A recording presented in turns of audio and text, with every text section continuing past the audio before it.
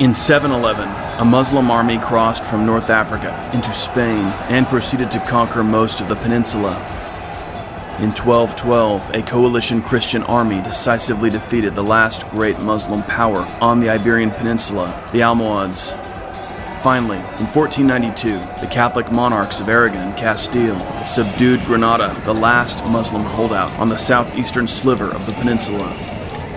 This long period of history encompasses one of the truly great contests of the Middle Ages, the battle for Spain, waged between Muslim and Christian powers. Thus, the history of medieval Iberia has become almost legendary as the Reconquista, beginning with the Muslim invasion in 711 and finally concluding with the fall of Granada in 1492.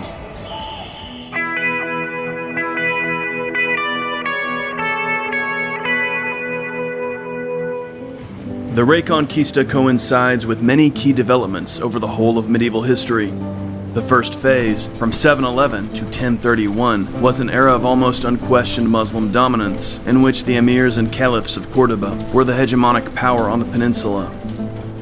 This echoes the broader flourishing and triumph of Islamic civilization across the Mediterranean world during the early Middle Ages. The second phase, from 1031 to 1212, saw the rise of the northerly Christian states, which recaptured considerable territories from the Muslims and presented a real existential threat to the remaining Islamic regions. Meanwhile, militant Berber movements from North Africa gave the Christians a run for their money, fighting back and gaining crucial successes.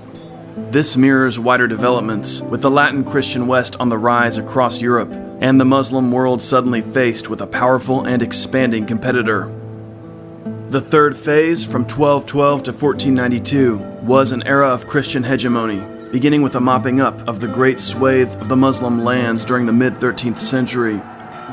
After this, a small Muslim territory held out in the Emirate of Granada, which endured for 2 more centuries before finally being liquidated by Isabel of Castile and Fernando of Aragon.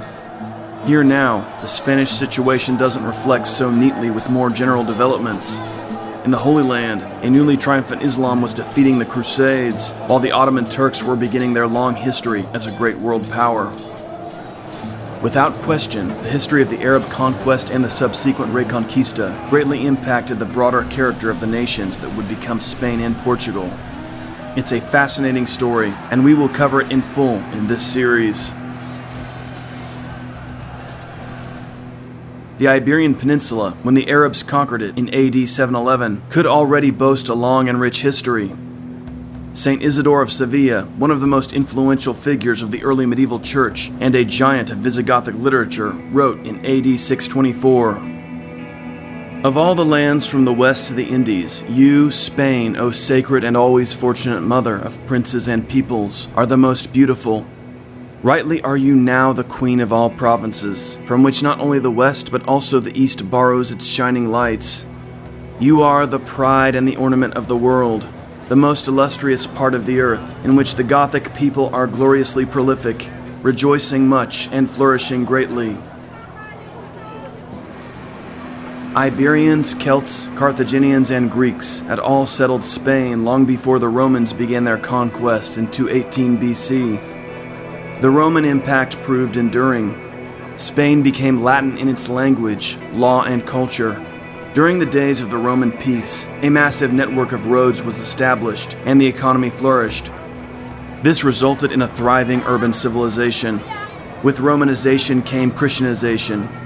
The religion of Christ came to dominate Spain in the late Roman era, and would endure as a powerful force from then on. At the start of the century, Vandals, Alans, and Suevi occupied the south, west, and north, visiting war and destruction on the Hispano-Romans, who seemed incapable of defending themselves. By the century's end, the Visigoths, the most vigorous of the Germanic tribes to enter Spain, settled in Old Castile, where their legacy has echoed ever since in the local genetics, language, and place names. Over time, they subdued the other tribes and took control of the remaining Roman outposts. Finally, in the 7th century, their rule extended across the peninsula. The great failure of the Visigoths was their inability to establish a hereditary succession. Civil war was a constant feature of their rule and played a key role in the rather rapid collapse of the kingdom to the Muslim invaders. The Visigoths remained a minority of perhaps 200,000 to 300,000, ruling over a Hispano-Roman population of some 6 to 9 million. Under such conditions, the conquered exerted considerable influence over the conqueror. The Germanic Visigoths, who admired Roman civilization, became thoroughly Latinized. Visigothic kings emulated the old Roman emperors, and the Visigothic chieftains took on the role of Hispano-Roman aristocrats. The persistence of the term Hispania for the region, rather than a Germanic name, is testimony to the enduring Latin influence. Most Visigoths became peasant farmers in the Upper Duero Valley, using old Germanic names like Alfonso and Fernando, singing their epic poems and maintaining their customary laws.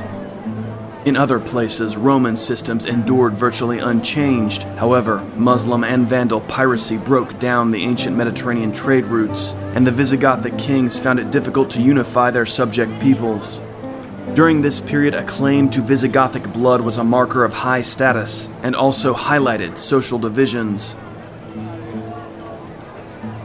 The most troublesome obstacle to Visigothic rule in the peninsula was religion. The Visigoths were Arians, and the vast majority of their subjects followed the Orthodox Catholic Rite of Rome. The issue was finally resolved in 587, when the Visigothic king announced his conversion to Catholicism. At the death of King Reconquista in 672, Visigothic Spain was at the height of its development.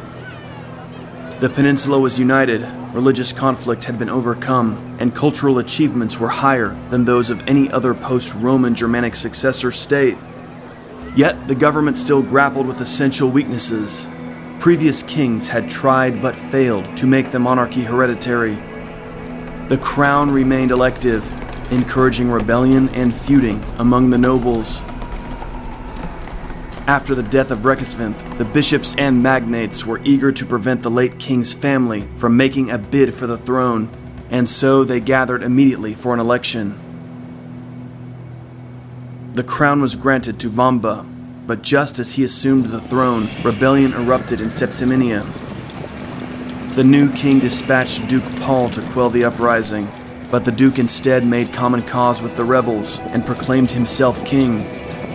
Vamba was dealing with a Basque revolt in the north when he heard of Duke Paul's betrayal. At once he moved on Septimania and succeeded in defeating the duke, who was condemned to lifelong imprisonment. Vamba's success had almost been thwarted by the old bane of Spain's Visigothic kings, a difficulty in raising troops. The nobles were often reluctant or downright hostile to supporting their king in the field, and the peasants were disinterested in the endless civil wars. To remedy the situation, Vamba decreed that all nobles, freemen, and clergy were bound by law to answer a summons from the king. This was the revival of an old custom, but it was greatly resented by the clergy as well as the nobility. Vamba had shown impressive energy during his reign, which ended abruptly in 680 when the king fell ill. The courtiers assumed he was dying. In keeping with Visigothic custom, Julian, Bishop of Toledo, tonsured the king and clothed him in penitential garb. Some sources describe the whole affair as a plot hatched by Bishop Julian and Ervig, a grandnephew of the late King Kindisvinth. Vamba recovered and found himself legally deprived of the right to rule, and so he renounced the throne to Ervig. Ervig's crowning was not accepted by the whole of the Visigothic elite. To combat doubts about his legitimacy, he summoned a council in Toledo in 681 under Bishop Julian. The council released all of the Spanish magnates from their obligations to Vamba. Ervig tried to neutralize any remaining resistance by marrying his daughter to Vamba's nephew, Ekika, whom Ervig named as his successor. But no sooner had Ervig died that Ekika repudiated Ervig's daughter and renounced his alliance with the late king's family. He then set about punishing all those that he suspected of treachery, hardening resistance among Ervig's faction. Ekika made a bid to secure his own family as the monarchy's hereditary bloodline. He named his son Witiza his heir and promoted his family to key power positions. This aroused resentment, which was compounded when Witiza proved a poor ruler, concerned primarily with carrying on affairs with women. We can see then how the Visigothic monarchy, in its final years, was in a truly poor state. The chronic factionalism and civil conflict culminated with the disastrous reign of Witiza. This vindictive, hedonistic, and ineffective king's rule came to an end in 710. The next year, North African armies would destroy completely the Visigothic state. The story of how all this came about makes for one of the most intriguing and confusing chapters in Spanish history. Witiza, king of Visigothic Spain, died in 710, having spent much of his reign attempting to solidify a hereditary monarchy. His son, Aquila, was proclaimed king in the northeast, but most of the nobles opposed this. Witiza's opponents controlled the royal city of Toledo, and they recognized Roderick, grandson of the late King Kindisfin, as the new monarch of the Visigothic realm. Witiza's faction seemed defeated, but rather than accept the situation and recognize Roderick, they attempted to find another route to the throne. One strategy they employed was dispatching messengers to the Muslims of Africa, asking for assistance in staging a rebellion. For centuries, the enigmatic Count Julian has figured prominently in accounts of the Arab conquest of Spain. His exact identity remains mysterious. Arab chronicles of the events mention him, but Christian accounts do not. Various modern writers have identified him as a Byzantine exarch governing Ceuta on the coast of North Africa, as a Christian Berber who defended Tangier against the Arabs, or as a Gothic nobleman with lands on the Spanish side of the Straits of Gibraltar. None of these can be confirmed or entirely discounted. The Arab chroniclers identify him as an opponent of the last Visigothic king of Spain, Roderick. They claim that the Count's opposition began after his daughter was ravished by the king. Thus, Julian contacted the Muslims of North Africa and plotted with them to overthrow the Visigoths. Regardless of the truth of this backstory, the Iberian Peninsula was naturally attractive to the long triumphant Arabs. Having so rapidly expanded across North Africa, Spain was a logical destination for Islam. With their numbers bolstered by the newly converted Berbers, the Muslims of the Maghreb were in a powerful position. Count Julian may have defended Tangier from them in 708, only to be forced to acknowledge their overlordship in 709. That same year, Julian apparently conducted a reconnaissance of the Spanish mainland, reporting back to the Arabs that the peninsula was poorly defended and beset by civil conflict. Whatever the case, North Africa's Muslim governor, Musa ibn Nusayr, consulted the Caliph of Damascus on the idea of an invasion. The Caliph recommended caution. Musa assigned Tarif ibn Maluk to conduct an exploratory expedition. In July 710, Tarif led 400 men across the Straits of Gibraltar. They landed on the coast of Tarifa, which to this day bears his name. After raiding Algeciras, Tarif crossed back to Africa with considerable booty and a promising report. Musa wanted to learn more. After some months, he organized a far larger expeditionary force of 7,000, led this time by Tariq ibn Ziyad. Between April 27 and 28 of 711, Tariq landed on the Rock of Gibraltar, which he gave his name. At the time, Roderick, king of the Visigoths, was campaigning in Basque territory. When he heard of the southern invasion, he rushed to Cordoba and gathered an army. Tariq reacted with admirable caution.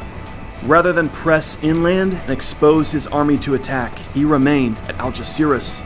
Reinforcements arrived from Africa, increasing his army to a total of around 12,000 troops. Soon after, King Roderick's host faced off against Tariq's invasion force at the Battle of Guadalete. The date was July 19, 711.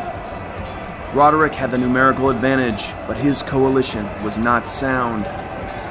Sispert and Oppas, members of Witiza's faction, commanded the wings of Roderick's army, and during the battle, they pulled back and retired, leaving Roderick's center to face the Muslims alone. According to some sources, Sispert and Oppas were in contact with Tariq and planned this betrayal ahead of time. The Visigoths were entirely routed. Roderick himself was lost in the fighting. Afterward, the Muslims found the fallen king's white steed, adorned with a golden saddle, studded with rubies and emeralds.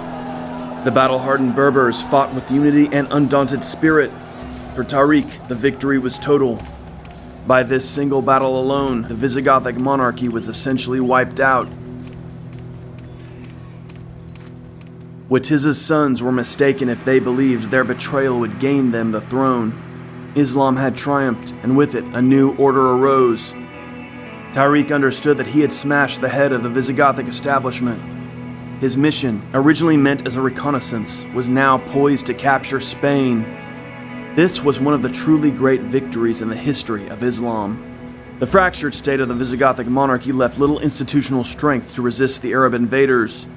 With Roderick dead, the fragile state all but collapsed, and the Muslims were able to expand their control of the peninsula fairly quickly. Near Écija, Tariq defeated the remnants of the Visigothic army, then dispatched forces to seize Córdoba and to ravage and plunder the territories around Granada and Malaga. He then marched on Toledo, where much of the citizenry, including the archbishop, had fled in a panic. At his arrival, he encountered no significant opposition, and Toledo passed into Muslim hands. The Arab sources provide elaborate descriptions of all the wealth and gold found by Tariq's men in the city. Included among the booty was an ancient solid gold table, ornamented with jewels, reported to have once adorned the Temple of Solomon. The chronicler, Ibn Abd al-Hakam, describes the scene. The table was valued at 200,000 dinars because of its precious stones. Tariq took all the jewels, armor, gold, silver, and plate he found there, and besides that acquired wealth such as had not been seen before. The local Hispano-Roman population, demoralized by long years of Visigothic infighting, offered little resistance, as Berber contingents subdued the countryside. Tariq rewarded Witiza's sons by granting them their ancestral estates. Other Visigothic nobles sought similar deals. In the past, the Visigothic nobility had frequently feuded over the crown, and the kingdom lacked the structure for regional resistance to a determined invader. Thus, the nobles mostly did what they'd done in the past, tried to cut deals, grasping at what they could of the spoils after disaster. Except this time, they made deals with the Arab conquerors, rather than with a rival ruling dynasty. Now, when it was too late, the chronic ailments of the Visigothic state were all too obvious. Meanwhile, back in North Africa, Musa was enraged by Tariq's success. He dispatched a mission of reconnaissance, not conquest, and he viewed Tariq's subjugation of Spain as an act of defiance. He feared the Berber chieftain would try to set himself up as Spain's independent ruler. This was a dark omen, forecasting centuries of internal conflict among Spain's Muslim powers, which would endure until the last emirs were defeated in the 15th century. Assembling an army of 18,000 Arabs, Musa crossed the Straits of Gibraltar in June of 712, arriving at Algeciras. Immediately, he targeted towns that Tariq had bypassed. Sevilla fell to him after a siege of several months. He then pressed on to Merida, where he encountered fierce resistance from Visigothic nobles. The Visigoths held out through the winter, but finally surrendered in June of 713. A Visigothic nobleman called Duke Theodomir agreed to terms with Musa. The details of their agreement have survived, shedding light on similar deals struck between Visigothic elites and the Muslim conquerors. Musa granted Theodomir rule over his duchy, promising not to harm his subjects or their churches. In return, Theodomir and his followers were not to harm the Muslims or help their enemies or harbor fugitives. Theodomir agreed to pay an annual tribute. Finally, Musa moved on Toledo. Near Talavera, he encountered Tariq, whom he struck on the head with his riding crop, upbraiding him for greed, rebelliousness, and disobedience. It must have been unsettling to many of the troops to witness the public humiliation of Spain's great conqueror at the hands of his overlord. And yet, Musa and Tariq seemed to set aside their differences. They settled together in Toledo and dispatched messengers to the Caliph in Damascus to inform him of the miraculous conquest of Spain. In 714, Musa was in Zaragoza, consolidating Muslim control of the region, when he received a summons from the Caliph. He was to report to Damascus at once. Musa may have been unnerved by such a command, but he dared not disobey. That summer, he left his son Abd al-Aziz to govern Spain and made the journey across North Africa. Wearing golden crowns and bearing an immensity of booty and slaves from Spain, Musa and Tariq arrived at the great Muslim capital. There, the Caliph stripped Musa of his honors, charging him with corruption. The Caliph was so enraged, he nearly had Musa crucified, but he settled instead with fining the unfortunate governor heavily. Neither of Spain's Muslim conquerors would ever again see their cherished prize. Both would die in Syria, in obscurity, a strange end for the men who'd achieved one of the truly outstanding triumphs in the history of Islam. Spain was now a part of the Dar al-Islam, and Córdoba would shine as one of the epicenters of Muslim civilization. Al-Andalus was the name given by the Arabs to this new territory they'd captured. However, the Muslims never managed to subdue the whole of the peninsula. Far to the north, Christian resistance would solidify around a daring and defiant Visigothic nobleman, Pelayo of the Asturias. The bold actions of this Pelayo would ensure the survival of Christian sovereignty in a remote outpost and would launch the centuries-long struggle known as the Reconquista. After the Umayyad conquest of Spain, known as Al-Andalus to the Muslims, the Caliph in Damascus took steps to ensure that the peninsula would remain under his control. He wanted to prevent an ambitious Muslim adventurer from setting himself up as an independent king of Al-Andalus. In 715, he had his men assassinate Musa's son, Abd al-Aziz, in the Mosque of Sevilla. From now on, the Caliph appointed governors, emirs, directly and only for brief terms. These emirs enforced Umayyad rule in regions where Musa had only made a show of force. This allowed the Umayyads to dominate essentially all of the Iberian Peninsula. Only one region effectively resisted Muslim rule, the Asturian Mountains in the north. The legal status of the conquered was determined by religion. According to Islamic law, Christians and Jews were considered people of the book, those who had received some divine revelation through sacred writings. These two groups were not compelled to convert. In return, they were required to submit to Umayyad rule and pay a poll tax, known as the jizya, to the Muslim authorities. Those that had capitulated were often allowed to retain their lands. Those who had been subdued by force were deprived of their property and could be reduced to slavery. Confiscated lands as well as church and state properties were divided among the Muslim elite, with 1/5 being reserved for the Caliph himself.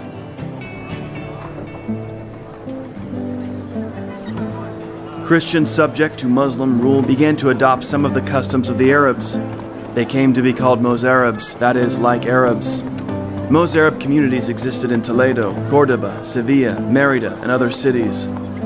They were governed by their bishops, who were accountable to the Muslim administrators.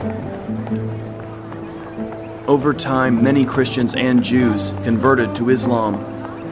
Converts and their children were no longer subject to the jizya tax.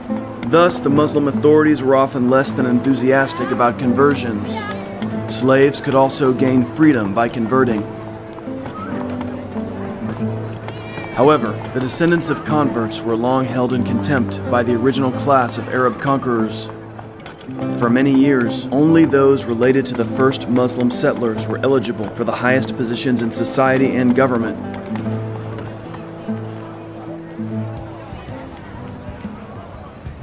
During this early period, the Umayyads of Spain began penetrating into France. At the time, France was ruled by the decadent Merovingian dynasty, soon to be usurped by the Carolingian Franks under Charles Martel. By 717, the Muslims ruled Barcelona, from which armies could more easily be launched across the Pyrenees. Narbonne fell to the Umayyads in 720. From there, the Muslims raided as far as Toulouse, though in 721 they were defeated while battling Odo, Duke of Aquitaine. 4 years later, the Muslims captured Carcassonne and even plundered into Burgundy.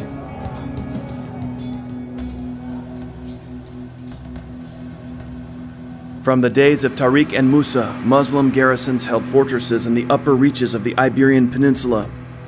But in the remote stretches of the Central Pyrenees, Umayyad rule could scarcely penetrate. Amid the crags of the northwest, Christian rebels congregated. These were Visigoths fleeing Umayyad domination, as well as the mountaineers of Cantabria and Galicia. Together, these tough and resilient warriors would lay the groundwork for the upstart kingdom of Asturias and the future Reconquista of Spain. The first leader of this Christian resistance was a Visigothic nobleman called Pelayo. Our earliest sources for his life are sparse, and he remains a figure of obscure origin. Supposedly, he was a grandnephew of King Roderick.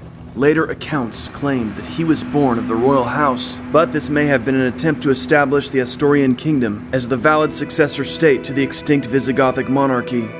More than likely, Pelayo was simply a motivated and daring nobleman who threw up the banner of rebellion and rallied a band of Christian warriors to his cause. An account of Pelayo's uprising comes to us from a late source, the 9th century chronicle of Alfonso III. The chronicle describes Pelayo as the sword-bearer of the Visigothic kings. Apparently, Pelayo, like many Visigothic nobles, had submitted to Munuza, one of Tariq's lieutenants, and the governor of Gijón. Munuza became attracted to Pelayo's sister, and so he dispatched Pelayo to Córdoba on a diplomatic mission.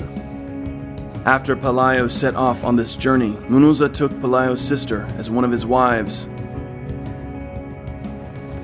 When Pelayo heard of this, he was enraged. At once, he renounced his submission to the Umayyads, gathered a band of rebels around himself, and struck off into the mountains to launch a resistance. Since it comes to us from a later account, this story cannot be confirmed, nor entirely discounted. Historians have often noted that it seems too good a tale to be true, and if it is not entirely legendary, it might contain later embellishments. But then again, if we were to discover one day that the tale was indeed based in fact, it wouldn't be the first legend that surprised us for being factual. What history does confirm is that sometime in the first years after the Arab Conquest, Pelayo launched a Christian rebellion in the Asturian mountains, and the Umayyads took actions to crush him.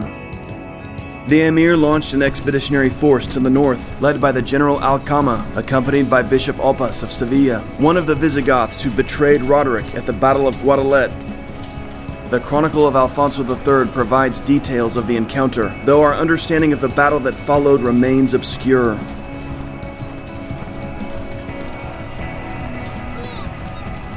Pelayo and his forces took up position at a cave on Mount Alceva. There, they were surrounded by the Muslim army. Alcama sent Bishop Oppas to negotiate with Pelayo. Oppas urged Pelayo to surrender, insisting that he would be rewarded with great riches if only he submitted to the Umayyads. Pelayo refused. Alcama now launched his forces against Pelayo's men, and the battle began. There, amid the steep ledges and crags, the Christian mountaineers overcame their attackers. Defeated, the Muslims fled through the treacherous terrain. Pelayo's men gave chase, slaying many of them.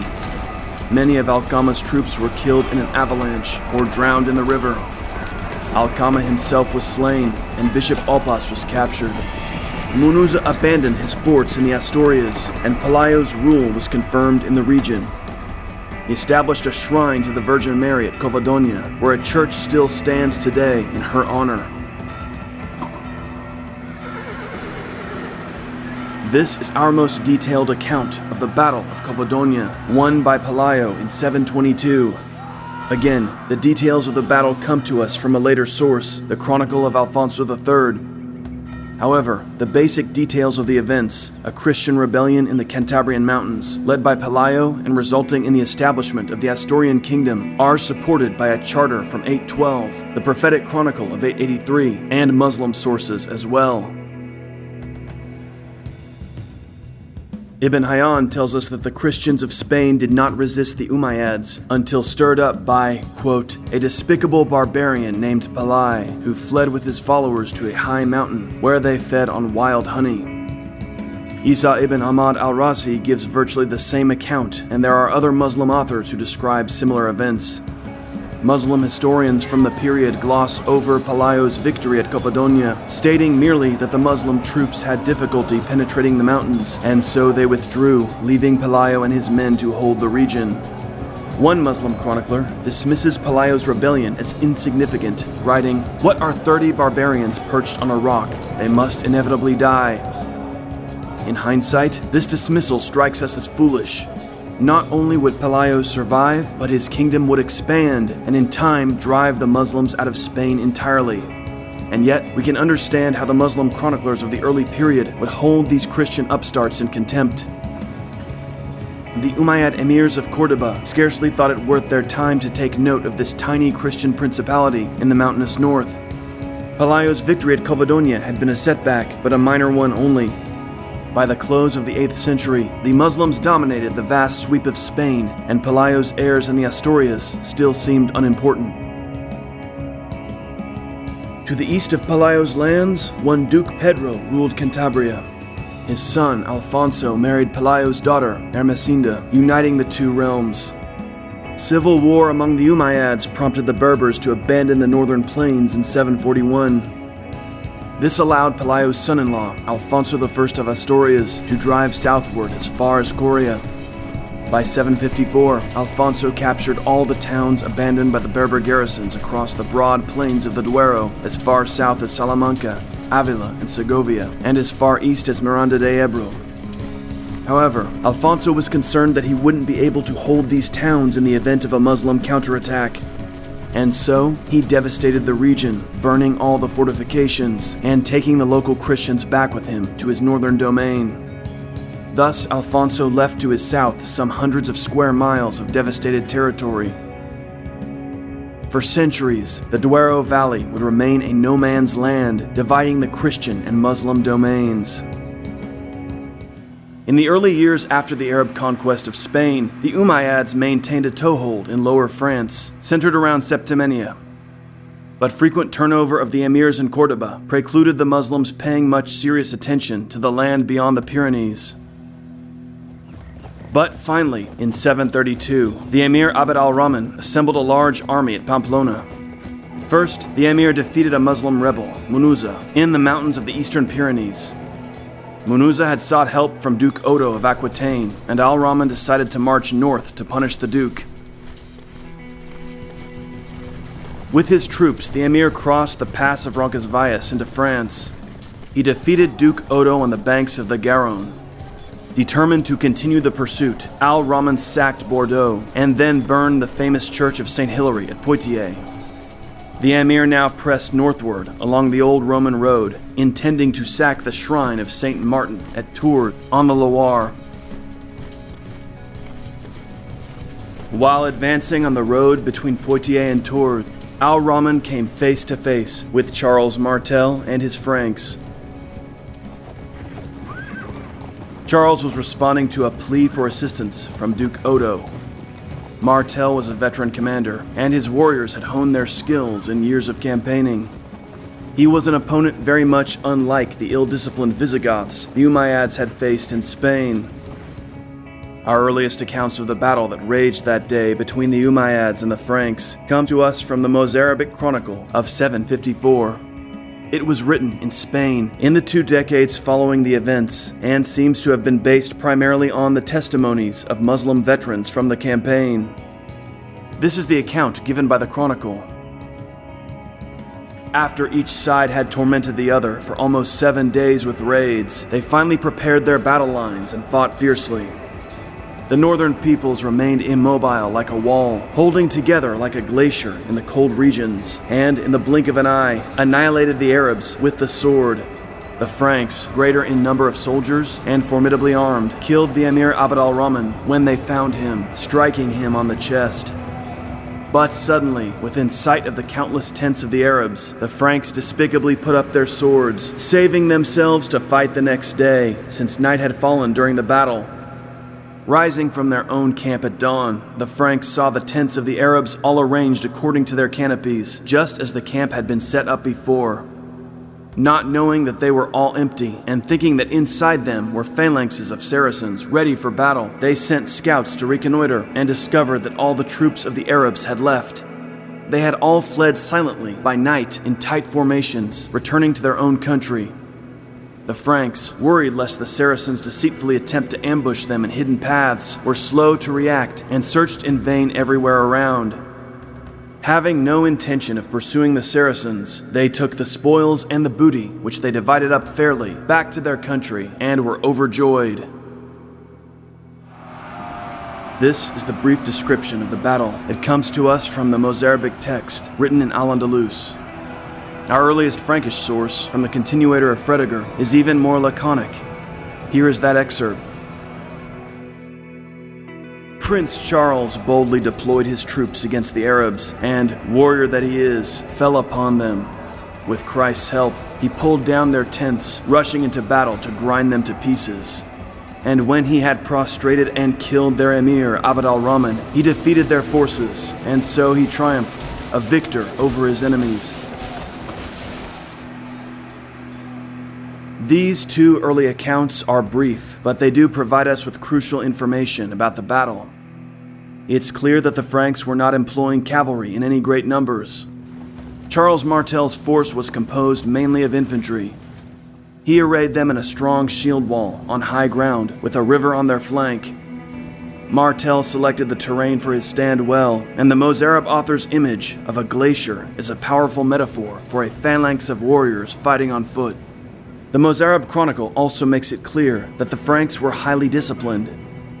For 7 days, Charles held his position, refusing to be drawn out by the skirmishing of the Arabs. Finally, when al-Rahman launched his cavalry, an uphill attack, the Franks cut down and destroyed the Arab forces. Frankish discipline is also shown in their conduct after the battle. Far from being a sign of weakness, the hesitance of the Franks to pursue the defeated Arabs indicates a disciplined and experienced army. Given a little success, an ill-disciplined force is prone to break up and rush after plunder, only to be ambushed by a hidden detachment of their foes. Martel's men refrained from such recklessness. Only in the morning, when it was confirmed that the enemy had been destroyed, did Charles allow his troops to plunder the Muslim camp. Both accounts also agree that al-Rahman was slain in the fighting. This points to the scope of the Frankish victory. This was a large-scale and serious defeat for the Umayyads. Even during the 8th century, Martel's victory at Tours became widely known and celebrated. Within a few years, in faraway Northumbria, the Venerable Bede had heard of the battle and remarked, "The Saracens, who had devastated Gaul, were punished for their perfidy." The Battle of Tours has long been the subject of intense study and discussion. On the one hand, it has been regarded as a key victory for Christendom over Islam, which prevented France from falling to the Muslim forces that had absorbed Spain. On the other hand, some commentators have argued that the Umayyad Caliphate had reached a natural limit in Spain and lacked the resources to dominate France. 2 years later, a Muslim army again ravaged the Rhone Valley, capturing Arles and Avignon. But Charles Martel again marched out and pushed them back into Narbonne. Martel and his troops then defeated an Arab relieving force dispatched from Spain. Nevertheless, the defeat of the Muslims at Tours in 732 effectively marked the end of large-scale Umayyad raids into France. It was clear that they would not be able to easily conquer or even continue raiding the region. Charles Martel and his Franks were a force to be reckoned with, and a serious deterrent to future Umayyad commanders. But also, the Muslims were short of manpower, since the North African and Spanish conquests had stretched their resources thin. Civil conflict within the Emirate of Cordoba would weaken Muslim rule in Septimania. Martel's son, Pepin the Short, captured Narbonne from the Umayyads in the 750s. With that, Muslim rule was extinguished in France, and the Franks were now positioned to push into northeastern Spain. Real Crusades history is teaming up with ChristianChannel.com. The Christian Channel provides the very best Christian content, supporting thousands of movies, children's programs, and other entertainment. The Christian Channel is also the home of Knights of the Cross, an upcoming live-action historical drama series about the Crusades, written by yours truly, J. Stephen Roberts. If you pre-order a subscription now to ChristianChannel.com using the promo code KNIGHTS, you'll get 10% off, plus your contribution will go straight toward funding Season 1 of the series. Click on the link down below for details, and don't forget to use the promo code KNIGHTS. In the middle of the 8th century, events in the wider Muslim world had a dramatic impact on Islamic rule in Spain. The Umayyad dynasty, which had ruled Islam since 661, was overthrown in 750 by the Abbasids, who ruthlessly hunted down their rivals. However, one Umayyad, Abd al-Rahman, grandson of the Caliph Hisham, escaped the Abbasid swords. He fled across North Africa and then established contacts with his family's partisans in Spain.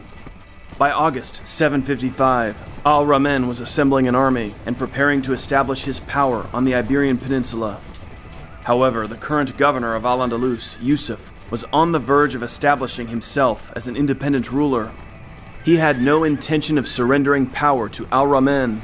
The decisive encounter came when al-Rahman marched with an army on Cordoba. The two Muslim rivals met in battle outside the city. On May 15, 756, Yusuf's army was destroyed. Abd al-Rahman marched triumphant into Cordoba, where he proclaimed himself emir. The era of an independent emirate of Cordoba had begun. Over the next 30 years, Abd al-Rahman worked diligently to secure his position. He invited refugee Umayyads to Spain, showering them with favors. He organized an army of mercenaries loyal only to him. Initially, the Berbers supported him, but they eventually rebelled, becoming the chief anxiety of his reign. Berber guerrilla attacks would plague the emir until 776. During this period, the tiny Christian state of Asturias scarcely snagged the emir's notice. However, during this period, the Asturian kingdom developed both territorially and culturally. Christian refugees from the sprawling Muslim lands continued to trickle northward, growing the populations of Asturian villages. Abbots and monks arrived from the Muslim cities and settled as whole communities in Christian territory. The growing self-confidence of Asturias was manifested in Oviedo, where one Abbot Maximus founded an important monastery in 761. Far more dangerous to Cordoba's power were independent Muslim lords in their frontier fortresses, especially in the northeast.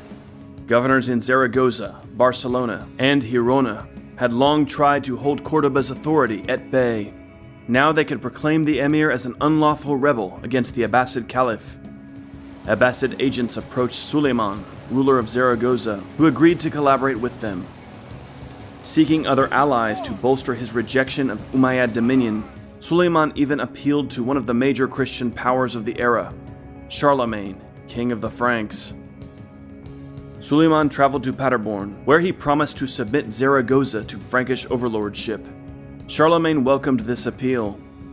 His concerns lay chiefly in Germany and Italy, but this seemed to be an opportunity for a quick success and expansion of his own power.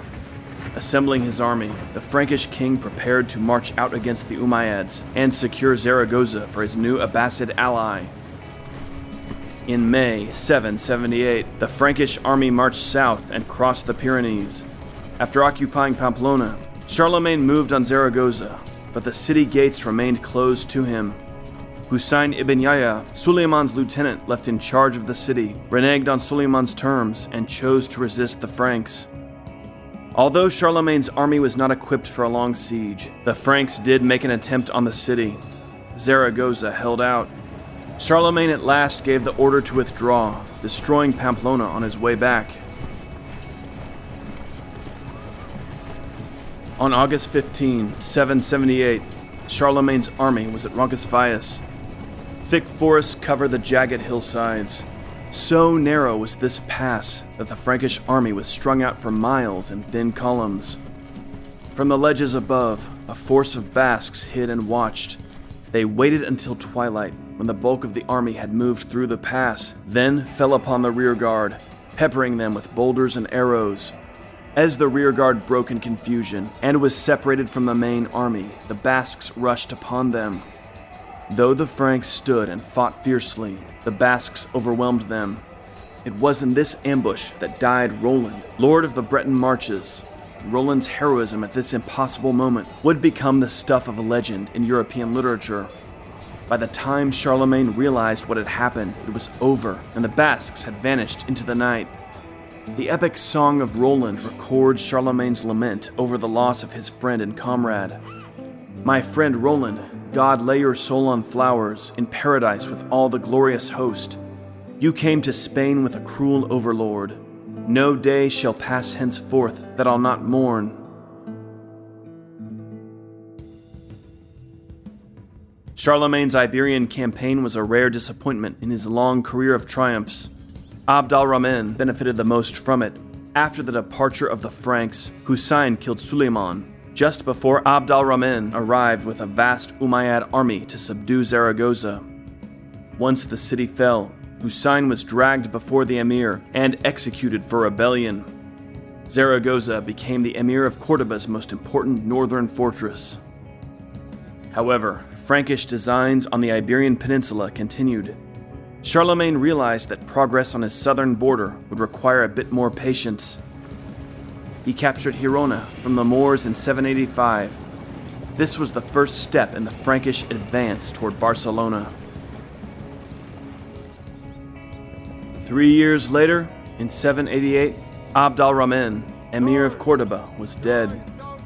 A ruler of remarkable energy and foresight, he succeeded in carving out an independent and powerful Umayyad Spain, despite Abbasid opposition. He also laid the groundwork for Cordoba's future glory as one of the jewels of the Muslim world, beginning work on the Great Mosque. Despite his success, he refused to take on the title of Caliph, and his successors would shrink from such an assertion for almost 200 years. For the time being, the Abbasid Caliph was commemorated in the Mosque of Cordoba. The new emir was al-Rahman's son, Hisham I, who took the throne in 788. Renowned for his piety and his charitable works, his reign was a period of general stability. A well-educated ruler, Hisham cooperated closely with the Malikite jurists, who adopted a rigorous approach to the Quran and law. The Malikite school came to dominate the juridical and theological thought of the emirate, wielding great influence in public affairs. General peace in the Muslim domain allowed Hisham to dispatch annual raiding parties into the Christian north. These raids were devastating to the rural, penurious Christian territory. Asturian forces were often hopelessly outmatched. Towns were left ruined, and thousands of Christians were taken as slaves into Umayyad territory. So overwhelming was Muslim military power at this time that the Asturian king, Bermuda, abdicated in favor of his cousin, Alfonso II, known to history as the Chaste. Alfonso II has long been regarded as one of the outstanding monarchs of the Asturian era. He certainly assumed the throne during a period of crisis, and he proved himself in the face of trial. In 794, two separate Umayyad armies entered Asturian territory, ravaging Álava and Oviedo respectively. Alfonso II rallied his forces. He met the Muslims in battle at Los Lodos and defeated them, slaying the Moorish general Abd al-Malik. Determined to avenge this loss, Hisham dispatched another army against Asturias in 795. The Muslims ravaged central Asturias, while Alfonso was forced to retreat with his troops into the Nalón Valley. The Umayyads returned again in 797 to raid Castile. In 796, Hisham died. He was succeeded by Al-Hakam I, whose reign would provide a respite to the Christian north from the incessant raids of the Umayyads. For Al-Hakam's rule was a period of turbulence for the Emirate of Cordoba, plagued by rebellions from the powerful Muslim lords on the frontiers. Thus, after 797, Cordoba was less capable of dispatching large raiding expeditions into Christian territory.